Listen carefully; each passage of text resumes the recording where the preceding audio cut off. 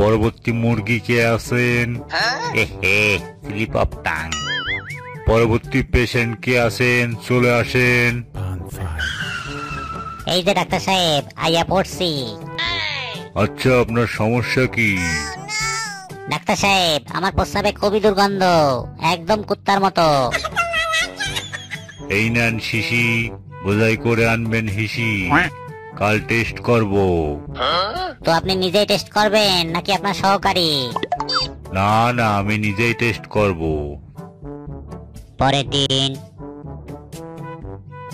প্রস্রাব তো এনেছেন, কিন্তু সঙ্গে আবার চানাচুর কেন? না, ভাবলাম খালি মুখে টেস্ট করবেন, ব্যাপারটা খারাপ দেখায় না, তাই একটু চানাচুর আনলাম।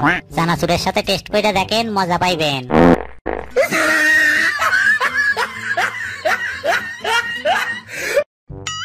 আচ্ছা বল্টু, তুই তো বিয়া করছিস, তো বিবাহিত জীবনটা আসলে কেমন একটু বলতো, কারণ আমিও ভাবতাছি বিয়া করুম।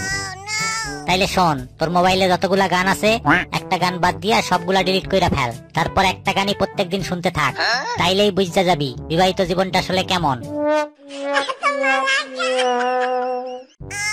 ডাক্তার সাহেব, তাড়াতাড়ি কিছু করেন, দাঁতের ব্যথায় সারা রাত ঘুমাইতে পারি না। আরে আপনার মতো লোককেই তো আমি খুঁজছি। কেন ডাক্তার সাহেব?